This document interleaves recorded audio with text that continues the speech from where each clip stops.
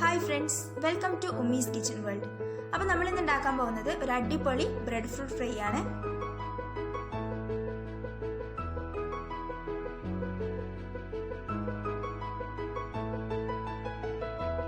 അപ്പോൾ അതിന് വേണ്ടിയിട്ട് ഞാനൊരു ബ്രെഡ് ഫ്രൂട്ട് എടുത്തിട്ടുണ്ട്. അപ്പോൾ നമുക്കതൊന്ന് നന്നായിട്ട് ചെത്തിയെടുക്കാം.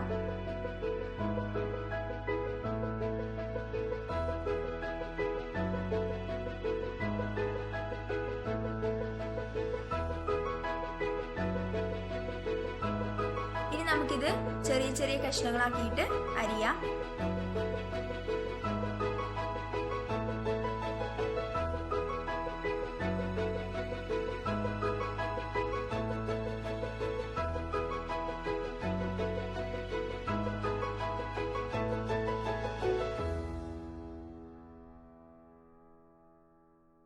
അപ്പോൾ ഞാൻ ഇതെല്ലാം കൂടി നുറുക്കിയെടുത്തിട്ടുണ്ട്.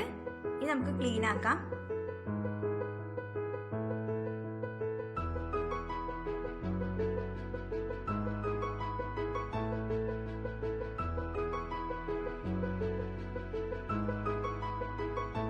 ഇനി നമുക്കിതിലേക്ക് 1 സ്പൂൺ മുളക് പൊടി, 1/2 സ്പൂൺ മഞ്ഞൾപ്പൊടി, 1 സ്പൂൺ ചിക്കൻ മസാല, ഉപ്പ് ആവശ്യത്തിന് ആഡ് ചെയ്യാം. 5-6 അല്ലി വെളുത്തുള്ളി, 3 ചെറുള്ളി, ഒരു ചെറിയ ഇഞ്ചി, മുളക് 2 എണ്ണമാണ് എടുക്കേണ്ടത്, പക്ഷെ ചെറുതായതുകൊണ്ട് ഞാൻ 3 എണ്ണം എടുത്തിട്ടുണ്ട്. പിന്നെ 2 അല്ലി കറിവേപ്പില എടുത്തിട്ടുണ്ട്. 1/2 സ്പൂൺ അരിപ്പൊടിയും 1 സ്പൂൺ മൈദപ്പൊടിയും കൂടി നമുക്ക് ഇതിലേക്ക് ആഡ് ചെയ്യാം. അപ്പം ഞാനിതെല്ലാം കൂടി ഒന്ന് അരച്ചെടുക്കുകയാണ്. അപ്പം നമുക്കിത് പേസ്റ്റ് പോലെ കിട്ടിയിട്ടുണ്ട്.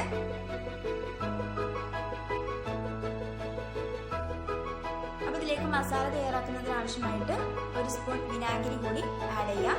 അതിലേക്ക് ഞാൻ മുട്ട ഉടച്ച് ചേർത്തിട്ടുണ്ട്. ഇനി ഇതിലോട്ട് നമ്മൾ എടുത്തു വെച്ചിട്ടുള്ള എല്ലാ പൗഡേഴ്സും ആഡ് ചെയ്ത് കൊടുക്കാം.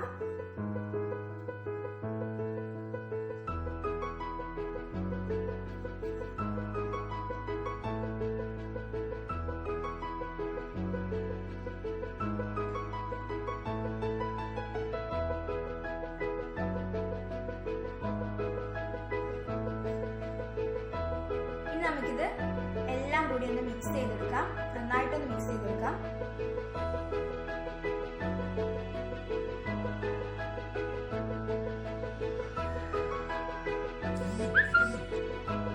ഇതിലേക്ക് നമ്മൾ എടുത്തു വെച്ചിട്ടുള്ള പേസ്റ്റും ആഡ് ചെയ്യാം.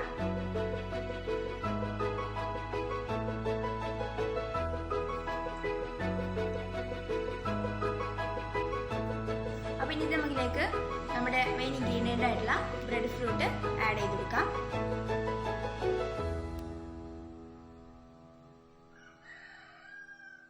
ഇത് നമുക്ക് നന്നായിട്ടൊന്ന് മിക്സ് ചെയ്തെടുക്കണം. നമ്മുടെ മസാലയൊക്കെ നന്നായിട്ട് പിടിക്കാൻ വേണ്ടിയിട്ടാണിത്. മിക്സ് ചെയ്തതിന് ശേഷം നമുക്ക് 1/2 മണിക്കൂർ റെസ്റ്റിന് വെക്കാം.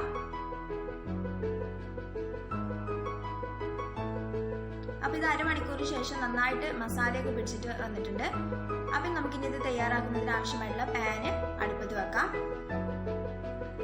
ഇനി ഇതിലേക്ക് നമുക്ക് ആവശ്യത്തിന് ഓയിൽ ഒഴിച്ചെടുക്കാം.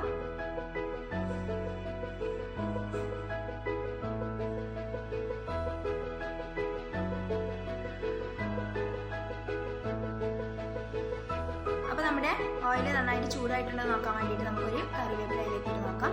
അപ്പോൾ ഓയിൽ നന്നായിട്ട് ചൂടായിട്ടുണ്ട്. ഇനി ഇതിലേക്ക് നമ്മൾ എടുത്തു വെച്ചിട്ടുള്ള നമ്മുടെ ബ്രെഡ് ഫ്രൂട്ട് ആഡ് ചെയ്ത് കൊടുക്കാം.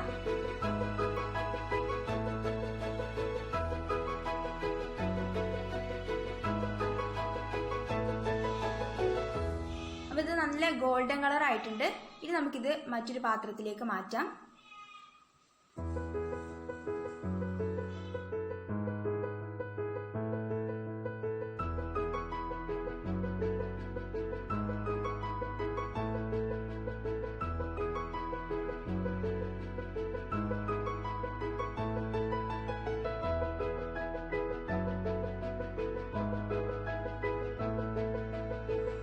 ഞാനിതെല്ലാം വറുത്ത് കോരിയെടുത്തിട്ടുണ്ട്. 4 മണി ചായയുടെ കൂടെയും ചോറിൻ്റെ കൂടെയൊക്കെ കഴിക്കാൻ പറ്റിയിട്ടുള്ള നല്ലൊരു റെസിപ്പിയാണിത്. എല്ലാവരും ട്രൈ ചെയ്യണം. ഇഷ്ടപ്പെട്ടാൽ ലൈക്ക് ചെയ്യാനും ഷെയർ ചെയ്യാനും ഒപ്പം സബ്സ്ക്രൈബ് ചെയ്യാനും മറക്കരുത്.